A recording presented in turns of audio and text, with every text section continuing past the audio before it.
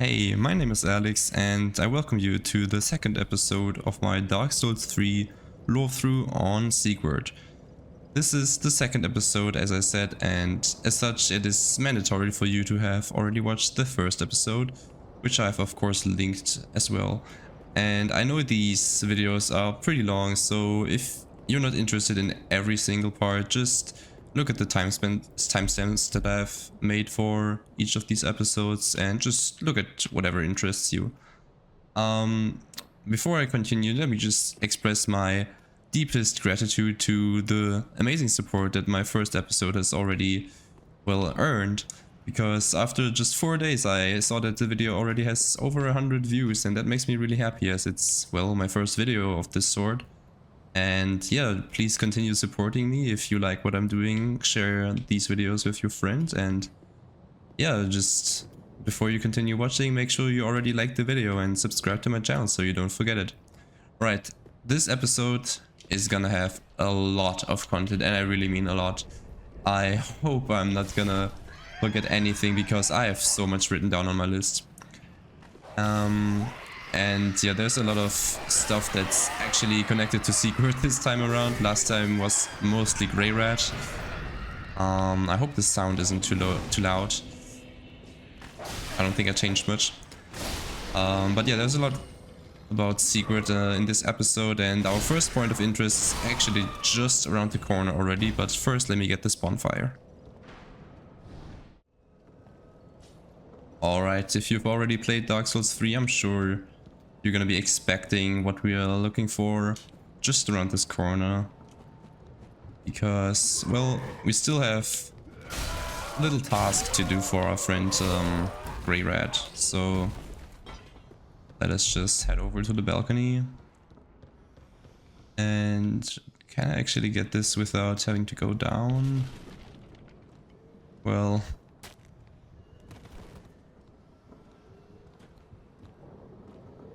Loretta's bone. There's quite a lot of enemies, so let me just get back to the bonfire so we can take a look. Loretta's bone. Old discolored human bone with several holes bored into it. A woman's corpse in the undersettlement was found clutching this bone. Her name was Loretta. So this is interesting. It says that the woman's corpse was clutching this bone, not that it's necessarily a bone from the corpse of the woman itself. So I've heard a couple of different theories on this.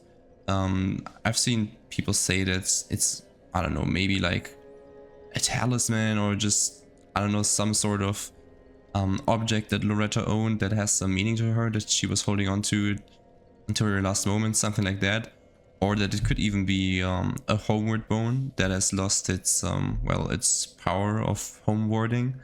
Something like that. I'm not quite sure which direction I lean, or if it's maybe even something entirely different, so I don't want to go too deep into this, especially because this is not exactly the character that this Lorethrough is about. But we've learned in the last episode that Loretta is most likely the mother of Greirat. And he wanted her to have the blue Tearstone ring. And yeah, let's first give Greirat the bone before we draw a connection between the two items, because it's really interesting. I promise. Oh, hello, you're back. And in one piece. Well, now it's time I do my part, huh? Heavens. She was already dead. Thank you. I'm not surprised, though. Almost a relief, really. You can keep the ring as, well, a little trinket of thanks, I suppose. You can keep the ring as... Goodbye, and stay safe. Oh, this place is a bore. What good is thievery if you've nowhere to go? Alright. He did say that it's almost a relief, but let's draw a connection between the blue Tearstone ring and Loretta's bone first before we talk more about his Greatwood's connection to Loretta. So as we learned in the last episode, the blue Tearstone ring, well, there's two interesting things about this. So its effect, its actual item effect in the game is that it's boosting the damage absorption when HP is low. And Greirat said that he's not necessarily surprised that Loretta was already dead. So there is a likelihood that maybe she was already close to death or something like that when he last had seen or heard of her. And I think this is extremely interesting because it connects the gameplay aspect of Dark Souls 3 in the item effect of this ring with the actual lore side of Dark Souls 3, and this game does this a lot. So just to make it more clear, if you don't already understand, what I think is happening here, and by the way, shout out to Aegon of Astoria, I've found this out through him bringing it up in his Dark Souls 3 Let's Talk lore. Greatwood was intending for Loretta to have this ring because she was already approaching death, and he wanted her to, well, he wanted to do something for his mother so that she maybe could live a little longer or even avert death. So as the ring boosts the damage absorption when the HP is low, which, you know, Loretta was already close to death, so her HP was essentially low, this ring would have surely greatly helped her. And this connection between the gameplay and the lore is super interesting, and it's actually something that has been talked about in a uni seminar that I've visited in my university, which was on video games. And yeah, it was just talking about, like, well, it wasn't talking about Dark Souls, but it was talking about how some games just have a really tight connection between the gameplay and the story. And this is a perfect example of that. And in general, the Dark Souls series does this a lot, and I think it's awesome. And there's even another connection, because if we remember from the last episode when we talked about this ring plenty already, it was that the Dark Souls 2 item description for this ring, I'm just gonna read it out again once more. A ring set with a rare Tearstone reacts when the wearer is in danger, temporarily increasing its wearer's physical defense. Hathor, goddess of tears, mourns those who have lost loved ones by shedding pure tears of blue. It is said that the stone set in this ring is one such tear. So it mentions that Hathor mourns those who have lost loved ones by shedding pure tears of blue. So it's like this ring is even thematically connected to Greatwood's connection that he has with his mother, because, well, as we're gonna find out when we reload this area, he is mourning a loved one that he has lost in his mother. And this ring as a potential tear of Hathor perfectly symbolizes that. Let me just reload the area quickly. If I'm not mistaken, we should find Greirat mourning upon reloading this area, so yeah, look at him. Heavens, she was already dead. And we get the curl up gesture. Heavens. And he, well, isn't really in a position to do anything else right now. But yeah, fitting the item description from Dark Souls 2, he's also mourning the loss of a loved one. And further than that, if we go back to Dark Souls 1, we remember that this blue Tearstone ring was originally from Katarina. So I could have brought this up last episode already, but this begs the question: where did Greirat get the blue Tearstone ring from? He doesn't seem to be. Yeah, he isn't from Katarina, as we know, because we know he's from the Undead Settlement. So it begs the question: did he actually maybe rob this from Siegward himself? As Siegward is the only character that we know in Dark Souls 3 to be from Katarina. And as we do find the ring in the High Wall of Lothric, and something that we're gonna be talking about in just a second in the next point of interest, I think it is likely that Siegfried has maybe met Greirat in the High Wall of Lothric, and he has taken this ring off of him there. And there's my main argument is basically just that I do think that we are basically tracing Siegfried's steps throughout the entire game, or at least until the end of his arc. And yeah, so because we do find him in the Undead Settlement, it kind of means that he must have also been in the High Wall of Lothric first, especially because, as we found out in last episode, he's also an Unkindled who came from the Cemetery of Ashes. So yeah, I think it's likely that Greirat met Siegfried in the High Wall of Lothric and robbed him of this blue Tearstone ring there. I don't think that he got it from him in the Undead Settlement. But yeah, let's move up to our next point of interest. I almost forgot, thank God I'm looking at my notes on my second monitor, that we can actually already send him to pillage before we do anything else. Because I wanted to do this as early as possible in the game. Ah, there you are. I was thinking. You know I'm a petty thief. Well, perhaps I'll go on the prowl. Everyone's dead or hollowed away anyway, right? So I might as well fetch some weapons or treasure for you. Well, what do you say?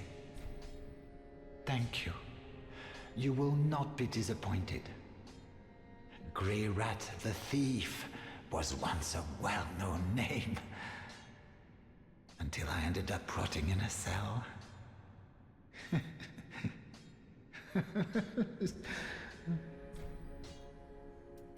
Greirat until I...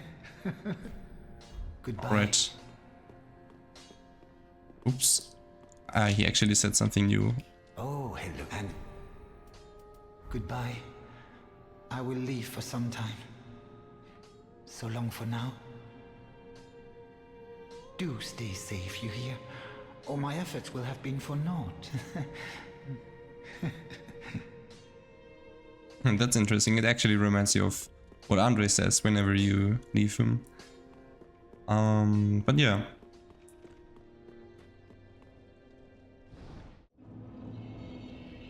Up to our next point of interest. There might be a lot of enemies chasing us there, so it's gonna be interesting. One thing I just wanted to mention, I guess I can do this while running to our next location, is that Greirat said that it's almost a relief really that, well, Loretta isn't living anymore. When I first played this game I was like confused, I guess, on his relationship with Loretta, but I think why he's saying that is kind of like, I guess it's maybe a bit hard for some people to understand, but it's when you're like caring for a loved one, I guess, who's not in a great health state, or you know, you can't really do much for them and you just see them suffering, but of course you don't want to see them die and stuff like that. And this is of course a theme that's heavily prevalent in one of my other favorite games, Silent Hill 2, but of course you don't want to see them die, but at the same time you just, you know, want your life back. So I think that's kind of what Greirat was expressing there, because he does definitely care for his mom, and at least I think so, as we see with him curling up after reloading the area and just mourning her death, which we also see from the item description of the blue Tearstone ring, like I mentioned. These cage spiders are nasty. Alright, I just went and backed up my save file just to make sure. So I'm constantly afraid of missing or skipping stuff. And I also keep forgetting to put my HUD on auto mode, but I just did that. So this is our next point of interest. We see a hole in the ceiling. And I guess let's jump down. And we have a little room here. Let's pick up this item. Warrior of Sunlight. So this item is what I would say. By the way, I'm glad my game didn't crash there. I was curious what might happen if I picked it up, because I already do have the Warriors of Sunlight from my starting class, but I guess I'll have it twice now. So let's finally take a look at this item description first. Warrior of Sunlight. An ancient talisman depicting a holy symbol bestowed upon the Warriors of Sunlight. Equipped to pledge oneself to the Warrior of Sunlight Covenant. Warriors of Sunlight are brilliantly beaming co-operators who place the golden signatures to help those in need, for it is their duty to deliver a great conquest to the summoner. So yeah, I think this is the first sign, I guess, of Siegward directly, because as we learn by him using the Sacred Oath spell or miracle very soon when we first meet him, he is in fact a Warrior of Sunlight. And yeah, this item being placed here is I guess a hint that he might have been here. And it's not the only one, because we also do find some Estus soup here.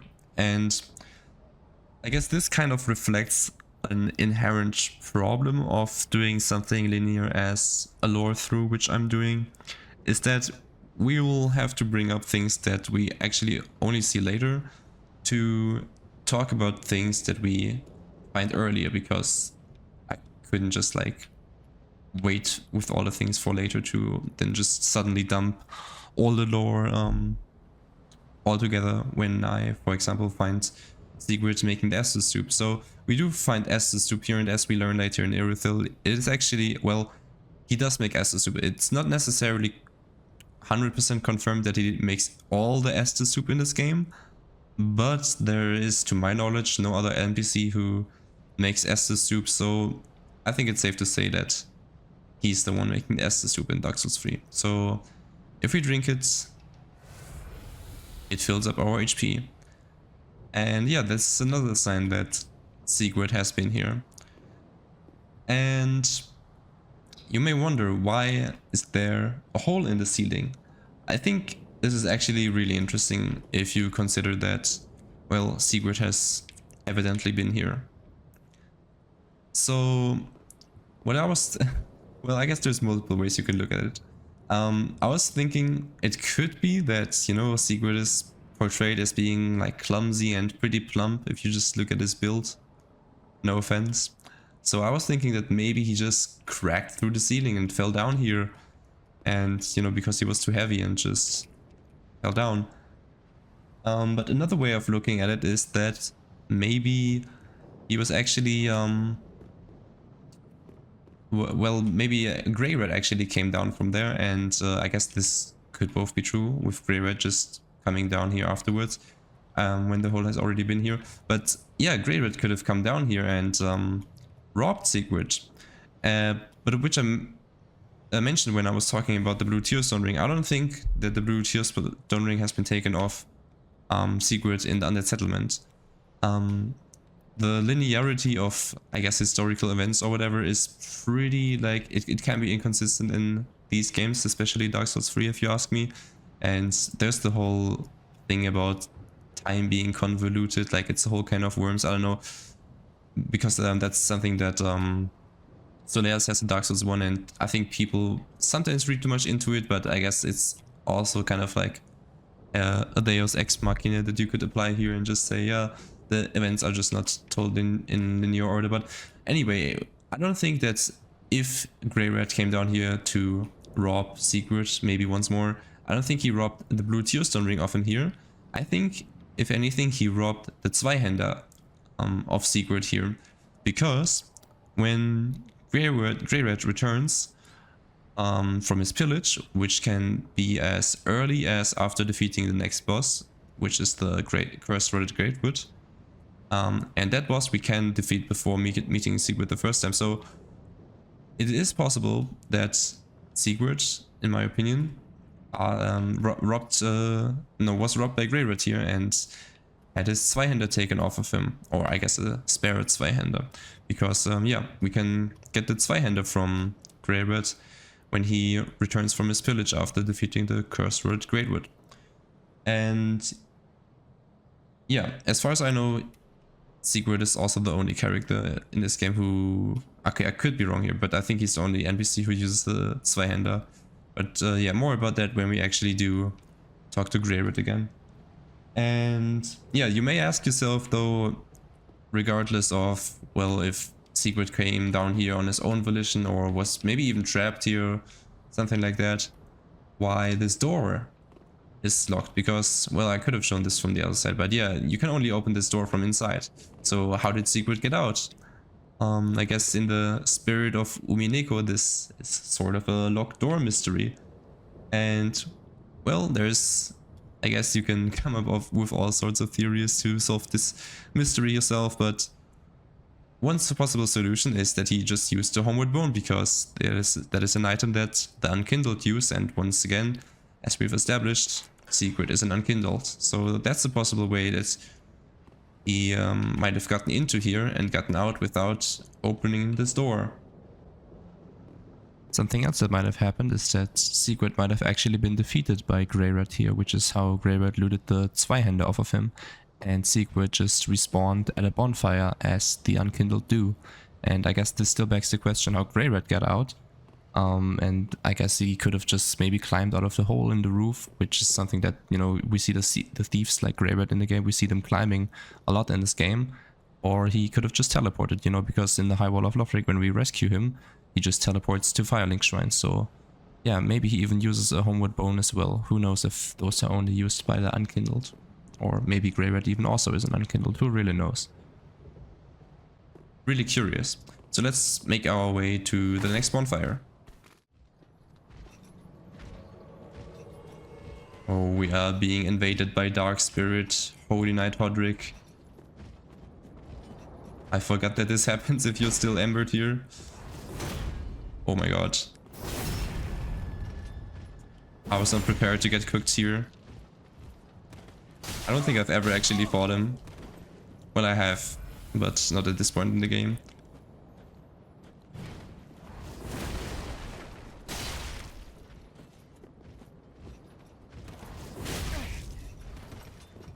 I haven't played this game in a week. Oh my god, no. I think it might be over for us.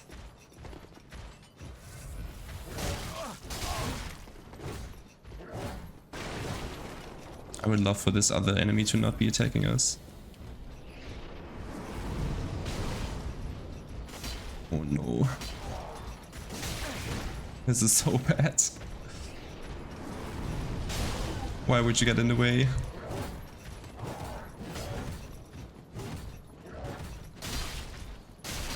I really wish this other enemy wasn't here right now.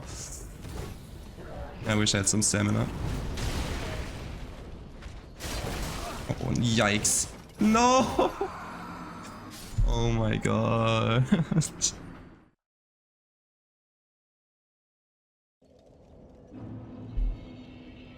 Well, that certainly was embarrassing.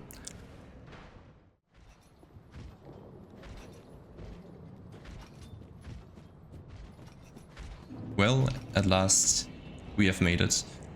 I guess I'm kind of happy that I died, because I don't like how the Embered effect looks on Siegfried. I don't know. It just doesn't really make sense. It just looks weird. I don't know. I like his normal armor. And one thing that I didn't forget to mention, but I'm just mentioning it now, is that with the Estus soup and everything and that we just talked about being in that place, it's a perfect example of how we can really just track down the path that Siegfried is making through the game.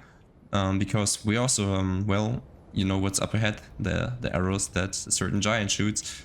And yeah, Siegfried has certainly encountered it, as we see when we speak to him. So yeah, that's just another indicator that this is the actual path that Siegfried was following in this game himself. So let's light this bonfire.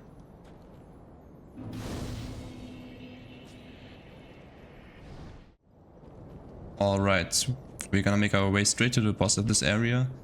And on the way there we will pick up 2 items, I think. And yeah, let's hope we will make it through here unscathed, because a certain giant is not too happy about us passing through here. As you can see by all the arrows on the floor. Okay, avoided that one. Young white branch. We will take a look at that later. And I'm actually not exactly sure where the next item is. It should be somewhere over here. Yeah, this one. Mortician's Ashes. Oh, I love how he's focused on me and not on the undead all around me. Or the hollows, I should say. Alright. Now we can basically just rush over to the boss arena. Okay, the boss is to the left, but I'm just gonna unlock this shortcut real quick.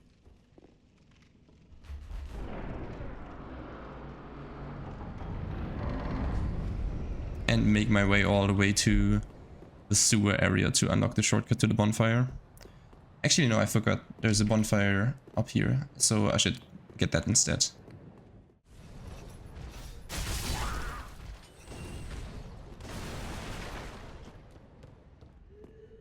Okay, I hope I will continue to first try these bosses, but you never know.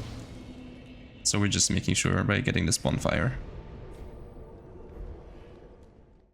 Okay. I'm not looking forward to this boss too much, to be honest. There's not a lot of bad bosses in Dark Souls 3, but he's certainly one of them. Let's see how it goes.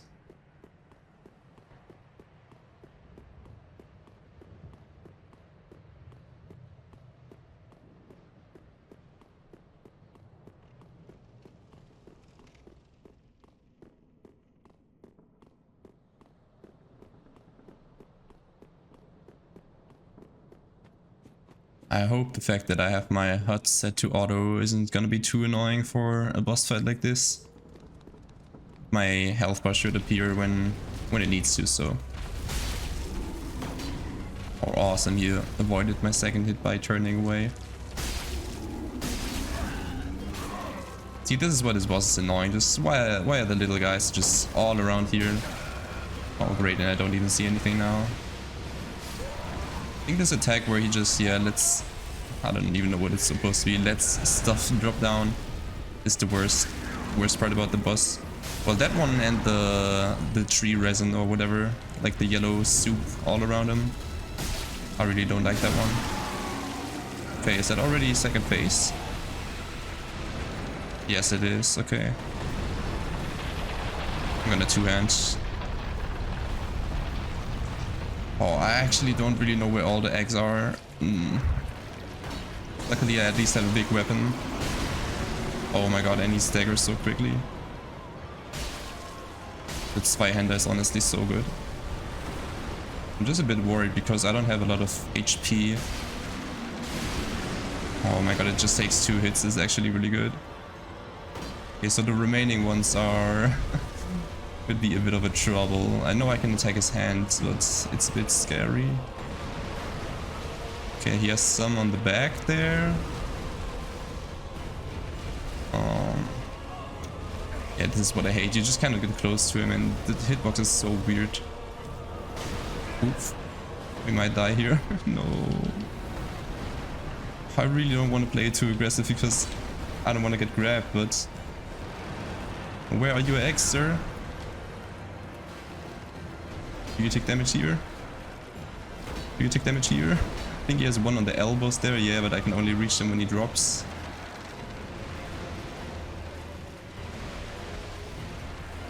Come on.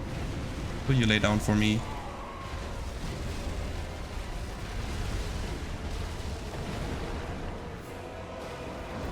Oh my god. I'm just actually gonna go full HP. No! Oh my god, I feel so slow with this ultra great sword. I saw that one from a mile away. Is he gonna roll? No. Oh my. Okay, I would have been so tilted if I got grabbed right there and if he would have hit me with that first attack. Just like that. Oh my god, come on. His belly should be so close to breaking, like the eggs on his belly. It's so hard to dodge, it's just so fast, bro. Can he stop, like, moving? Can I start, like, hitting? How? Okay, like, actually, how did that not hit? I just keep hitting his wood paws. Come on, one more. No! I don't think I'm dead. Am I? I live. Come on, just please break his eggs, bro. I'm so sick of this. I think I missed. He's blocking me. Oh my god, this whole cancer. No.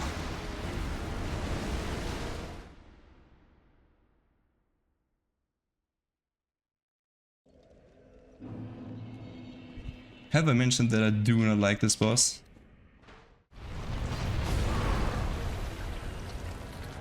There you go. Okay, where are the other eggs? Oh my god, this is so annoying. I did not mean to hit twice there. See, this is the most annoying part, just this stupid resin all around, and now I have to wait this out. It doesn't even do a lot of damage, like, it's just annoying. Oops. My sword wasn't long enough. Like, I cannot attack him because they're out of reach. It's just so bad. Maybe I should actually attack his hand, even though that's usually not how I go about this. Yeah, you can grab me, it's fine.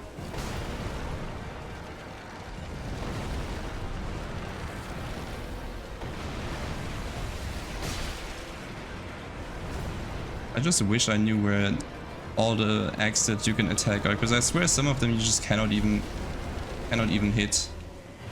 Some of the ones on his back, I think. Like, what do I do here? I love how that first one wasn't even a hit, apparently. Just imagine doing this boss with like a dagger or something. That sounds like fun.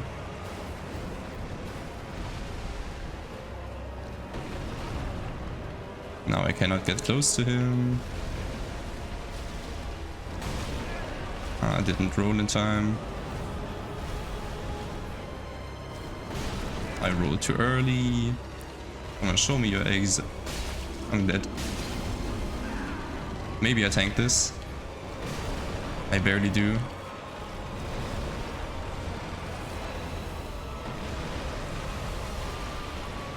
Oh my god, this is so cancer. What is this camera? Thought I had one more flask.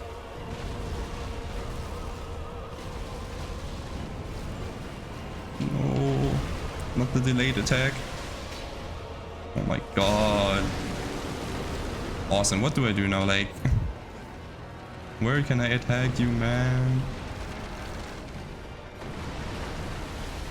Alright, here on his back, I guess, but not right now. I might even die if I accidentally step into it. The hitbox is so bad with this resin.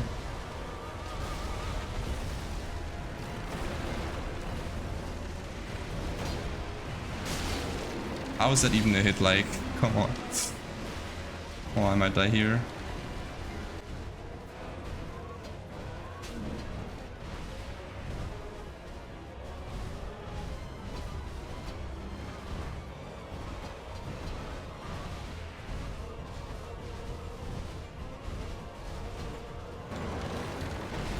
I am fairly certain there's a better way for me to attack, or like a better spot, but I just do not know it right now.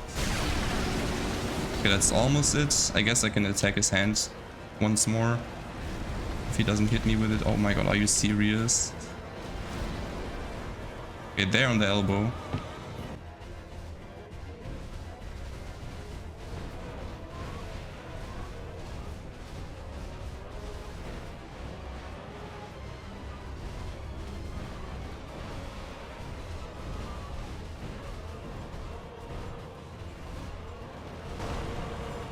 Okay, I think this is what I wanted, but now... Okay. Is he still alive? Is he actually... Okay. Fucking worst performance of all time. I'm so sorry. I'm gonna have to cut it a little bit short because I really wanted to get it on that second try, but that took so long. Jesus Christ. Alright. We got the transposing kiln and his soul, and... yeah. I'm genuinely, utterly embarrassed by how long that took me. I wanted to keep this episode shorter and then the last one, and now it took so long to fight that stupid boss, but we got what we needed because I actually didn't really have to fight him for any of the items, but for our friend to reappear. Oh, hello. You've come at a good time.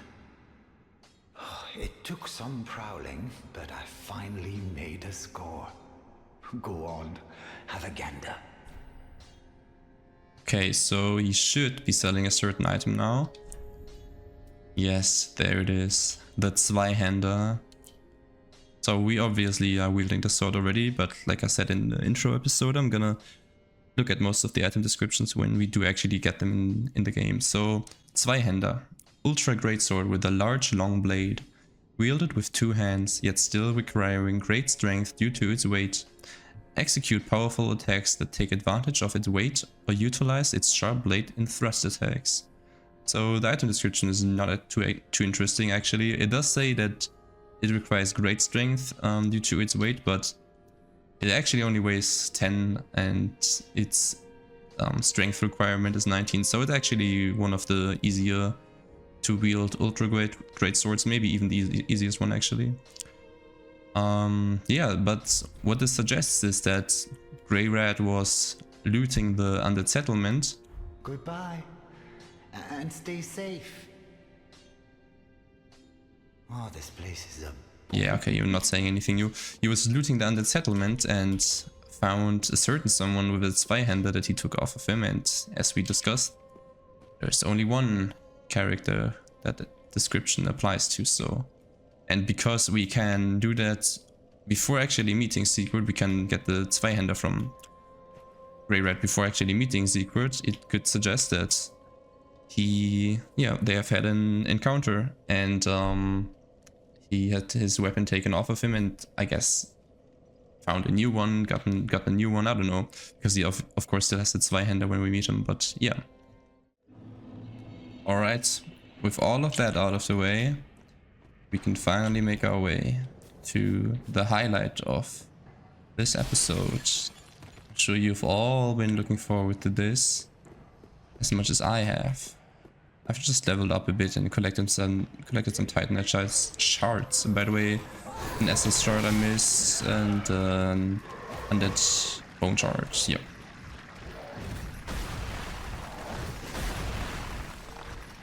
Screw all of you.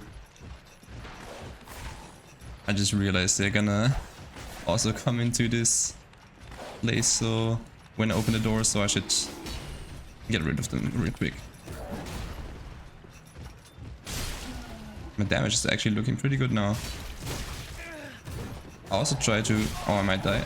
I also tried to already put a heavy infusion onto my Zweihander, but I realized I still need a coal from our next area for that, so I cannot do that just now.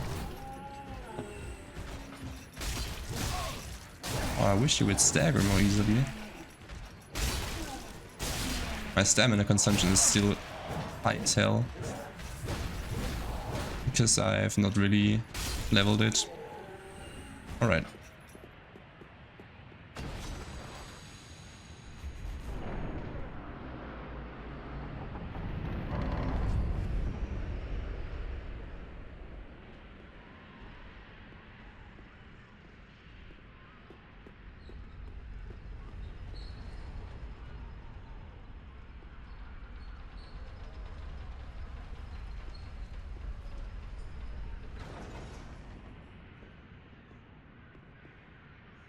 Oh my god, you look just like me without the embered particles.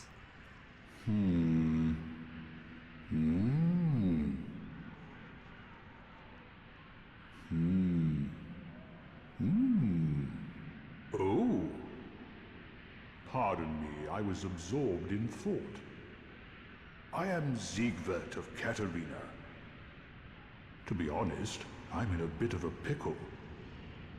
Have you ever walked near a white birch only to be struck by a great arrow? Well, if I'm not mistaken, they come from this tower. Whoever it is, I'm sure I can talk some sense into them. But I have to find a way up, and that's just the trouble. This lift only goes down, you see, and... well, that doesn't get me anywhere.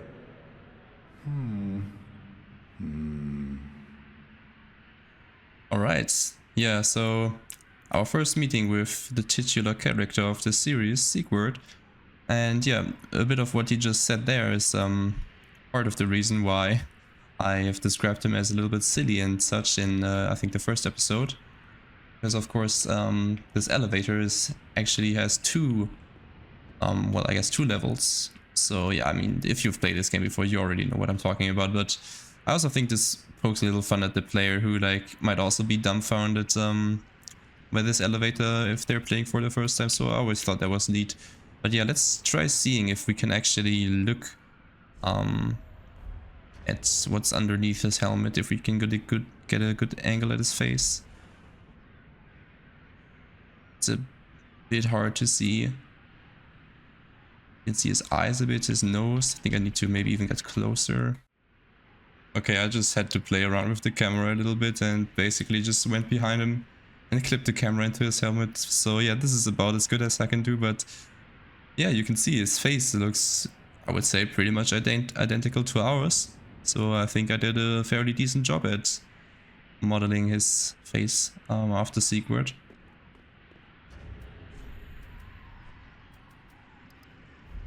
Do you have anything else to say? This lift only goes down. But you know, with a little warming up, eventually... No. I've got to use my head and think.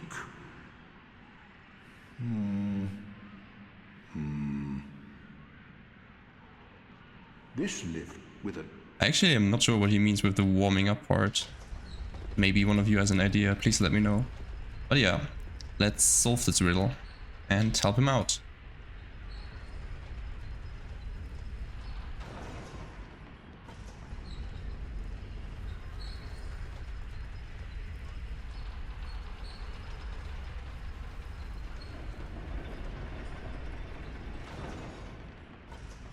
Now, just before I forget to mention this, I also wrote down that, well, we already spoke about his name in the first episode, but something else that I think I forgot to mention is that his name, Siegward, is also kind of similar to the name of a German, well, the name of a character from a German folklore called Die Nibelungensage. In Die Nibelungensage, there's a character, a very famous character around these parts, who's called Siegfried, the Drachentöter, basically meaning Siegfried, the Dragon Slayer. And yeah, you can see that the Sieg part, the first syllable of his name, is the literal same as Siegward's name. And I also read online that a different way of, I think it's like the Nordic spelling or something like that, Nordic pronunciation of Siegfried is actually Sigurd from this folklore. And yeah, Siegward, I think Siegward sounds pretty similar to Siegward, so I think it's safe to say that it was certainly an inspiration for his name. And in that folklore, Siegfried is slaying a dragon, among other things, and he is after slaying the dragon, he bathes in his blood and achieves immortality through that, with the sole exception of a spot, I think, between his shoulder blades where the leaf of a lime tree had fallen, so the blood didn't cover that part, and that was his like weak spot, kind of similar to the Achilles heel, I guess, from Greek mythology. But yeah, so Siegfried from the Nibelungensage had achieved immortality, and as we have established, Siegward from Dark Souls 3 is an undead, so he's also immortal, so there's even more connections, which I thought was really interesting, and I'm glad I didn't forget to mention this. Alright. A giant bow, and giant arrows. Who are you? I help anytime. Yeah, so he was the one shooting the giant arrows over there towards the birch tree, which is of course what Siegward was talking about when he said that, yeah, have you ever noticed, I don't remember the exact words, but have you ever noticed getting shot by arrows when coming near a white birch tree? So we received an item from the giant. We received one of these two, the young white branch. And as it turns out, this item, if you may recall, I picked one up down at this white birch. This item actually kind of exists in 3 different variations, even though it's the same item essentially. So we already have these 2, one of them that I picked up at the tree and the other one that we just got from the giant, and the third one would be the burial gift that you can choose at the start of the game. They all have different descriptions actually. So yes, this one is the one that we picked up at the tree.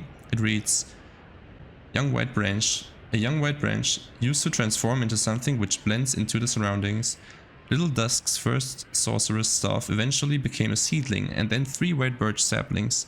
The young branch is said to still contain echoes of Little Dusk's capriciousness.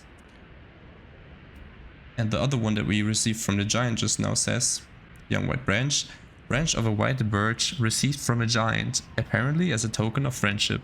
Becomes something that blends into the surroundings, consumed with use.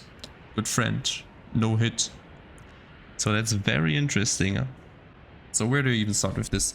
So the Little Dusk thing is of course a reference to Dusk of Ulasil from Dark Souls 1. The princess of Ulasil. And yeah, they use these branches as sorcerer staffs, whatever. And the 3 white birch saplings that I mentioned here, I think, are the 3 white birch trees that we found throughout Dark Souls 3. I think, isn't it 4 in total though? Because there's also one in the Ring City, I'm not sure. Whatever, it's not about, this episode is not about Dusk. So this one is even more interesting. It says that we received it from a giant, apparently as a token of friendship.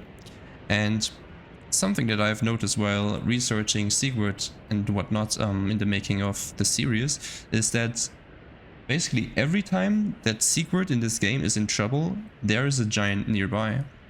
You'll see this pattern continue throughout the game, but this is the first instance of it. So Siegward needed our help, right? He's well, dumbfounded at the riddle of this elevator, I guess.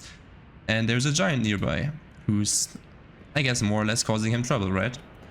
With the arrows and whatnot. So yeah, and we just made friends with a giant, which I guess is what Siegward would have done if he made his way up here.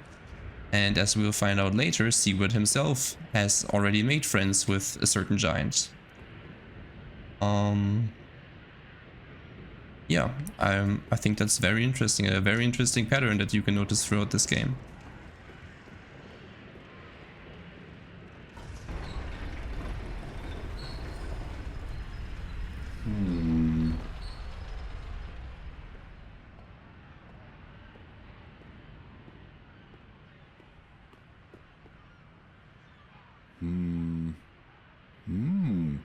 Ah, oh, don't disappear like that. You had me downright worried. But thanks to you, an epiphany has struck me square in the head. I've unraveled the riddle of this inscrutable lift.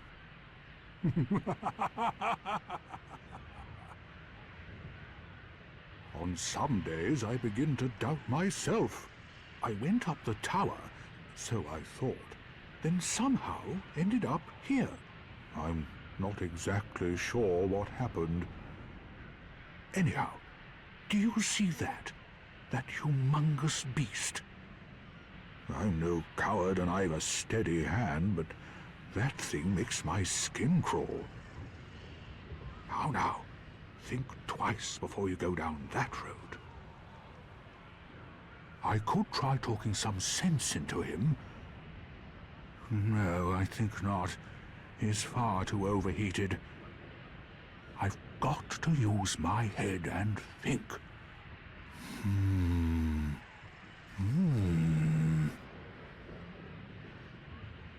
I could try... Okay, so yeah, what actually happened? So Siegfried also said he's not quite sure what happened because he thought he went up all the way in the tower with the elevator, but he ended up here. So I think what happened, and please let me know if you have another theory, especially about this. I think what happened is that it suggested with like his, well, him being pretty plump and I guess heavy. Well, his armor was pretty heavy, right? It suggested that maybe the elevator didn't fully went up all the way because he's just too heavy for the elevator, so it only went up until here, and yeah, that was his final stop. That's how I interpreted the scene and him being here, and also something that I kind of referred to in the part where we talked about the Estus Zoo, like how he went down that hole, that maybe the ground just crushed under him. Alright, I'm a bit nervous. We're gonna be trying something dangerous here because I want to try to get footage of all the different, well, things he can do in this fight. The moves that he has and the miracles he can use and stuff, because he doesn't always use the miracle. Oh, by the way, I leveled my attunement so that I can use Sacred Oath, because, yeah, he actually uses Sacred Oath, which hopefully we will see in this fight. And I'm not sure if I will be able to even see the talisman he uses, because it's really hard to see these talismans, and I think I actually have to be a bit further away from him so that he uses the miracles. So yeah, I hope he doesn't die here, but I've backed up my save file in case anything bad happens, so let's see. And by the way, something that I found out, apparently his stats scale with the player's stats in this fight, so if you're here very underleveled, he might just die pretty easily, but he can also actually defeat the demon all on his own. It pretty much just depends, I guess, on luck and also by your own stats, because yeah, his stats seem to scale with you, which is pretty interesting. Alright.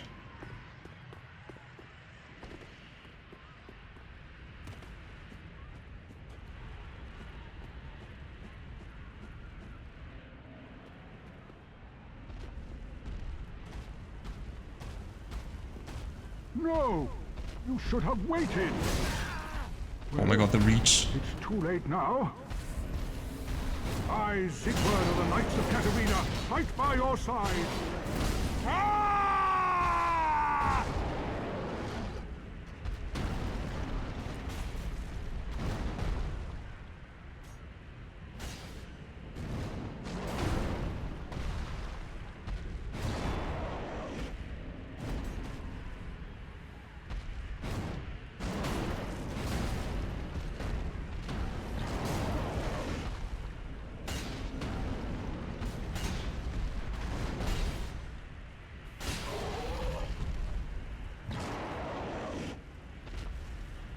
Oh my... No! I thought he fell down. So I moved the camera away. I think he actually just used a mid-force, no? I have to watch it back in the footage, but I didn't even know he can actually use it. I'm so worried for him. I think we should maybe aggro the demon a bit. Oh my lord, I'm taking so much damage. Oh yes, he used the mid-force right there. I'm so happy I was able to catch that. I really hope we can also get him to use a Sacred Oath though.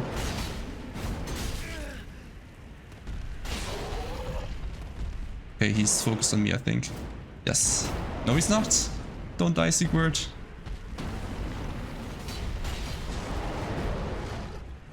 I think he only really uses the miracle at the start of the fight, to be honest, to buff himself. I'm already happy with what we were able to catch.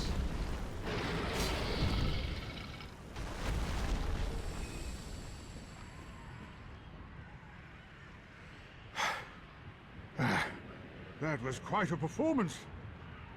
But you mustn't get in over your head. We unkindled must put our duties first. But, for the moment, we've a toast to make. Sieg boy. To your valor, my sword, and our victory together. Long may the sun shine.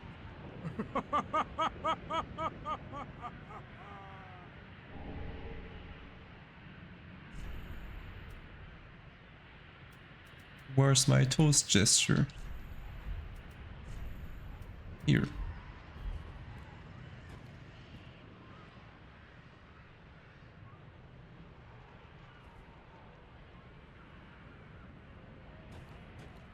Well, I'm going to have myself a little nap. The only thing to do, really, after a nice toast.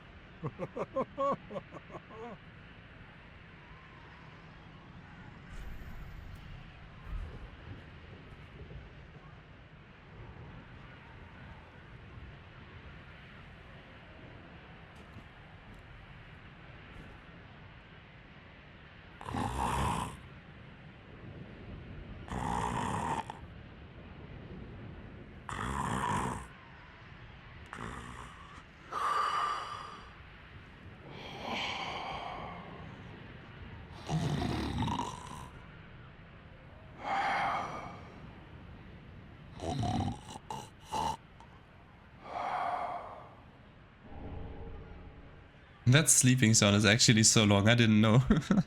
He snores for quite a bit. Until you get the gesture. Okay. I think what I'm gonna do now is reload the save and try to see if I can get him to use Sacred Oath. Just so I can prove to you that he actually does use the miracle and not just emit force, but yeah, we will see each other again in just a second.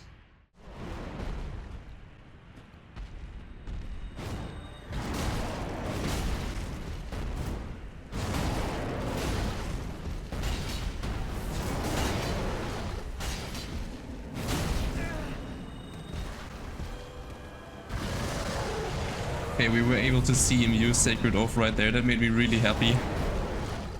I don't think I managed to see what talisman he's actually using in his hand, if you can even actually see it. But I will look in the footage, and if it's visible, I will slow it down and zoom in, of course.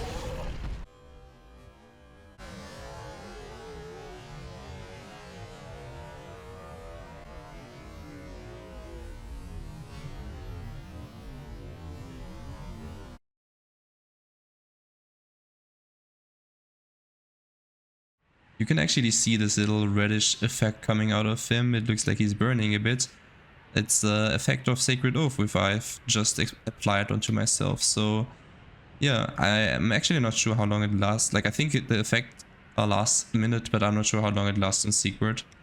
Because I feel like it must have been over a minute since he used the spell. But yeah, if you've ever wondered why it looks like he's burning, this is the reason why.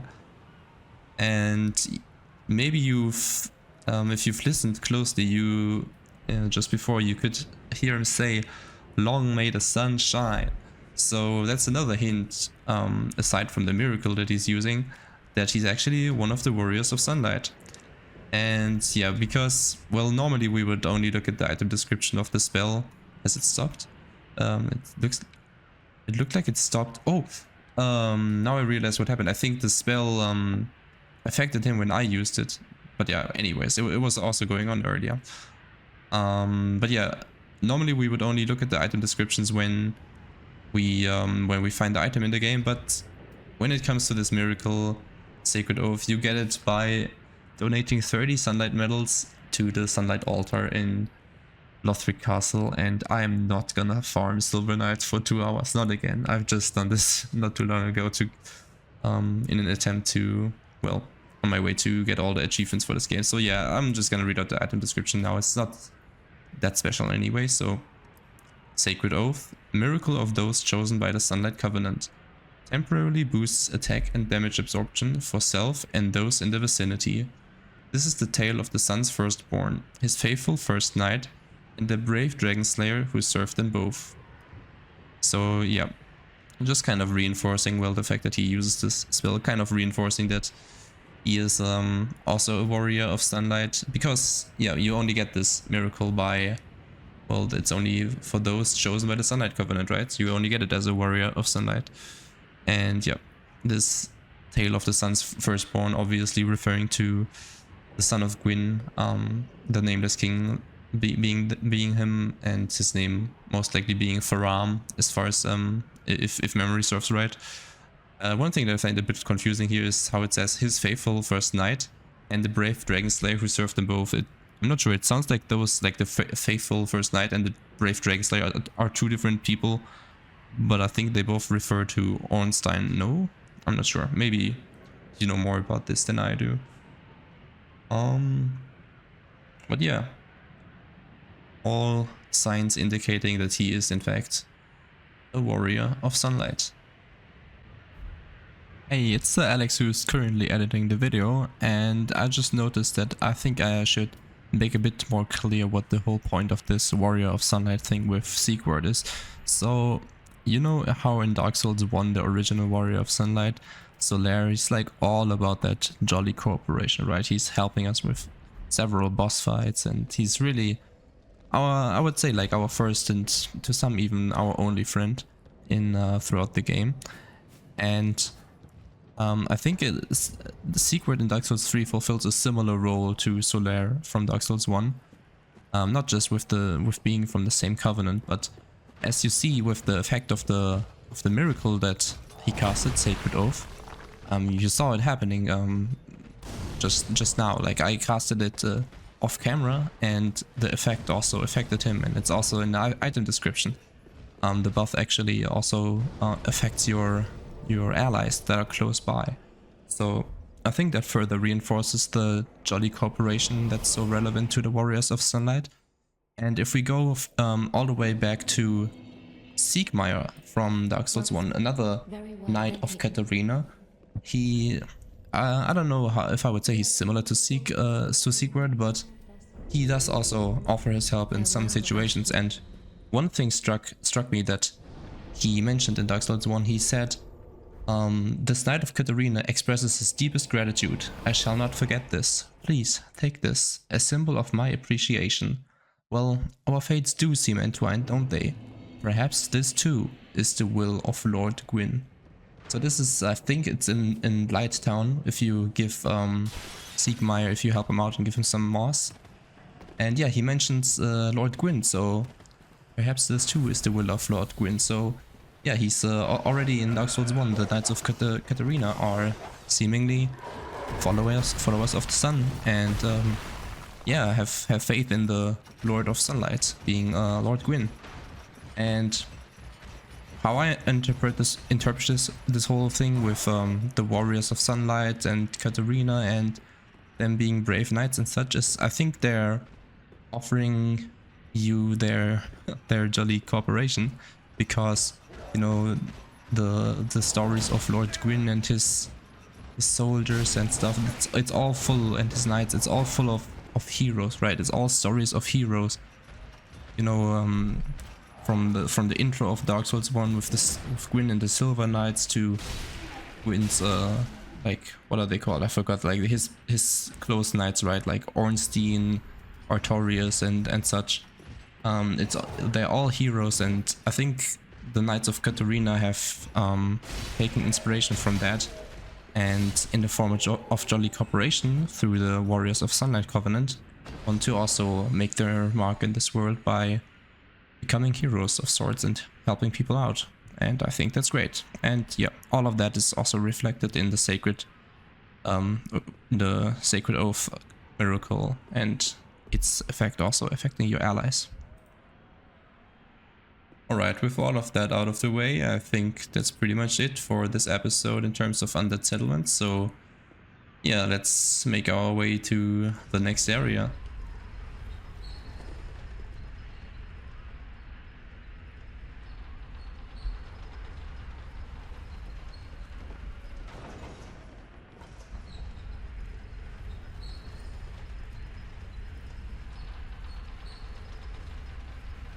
Just for the record, I did go ahead and treat myself to the Chloranthy Ring and, well, to Flint's Ring. Oh, Flint's Ring not gonna be coming in any helpful, I think, with this build, but yeah. Just because of course we don't know which rings Siegfried is actually using. And they were just around the corner, so why not? Alright, let's see if I die to this guy. I remember on my first playthrough I died to this one so many times, and I actually just had to cheese him with the door. But I think we'll manage this time. Oh no, the ice. I still gotta watch my stamina, even though I have the Chloranthy Ring. Okay, not too bad.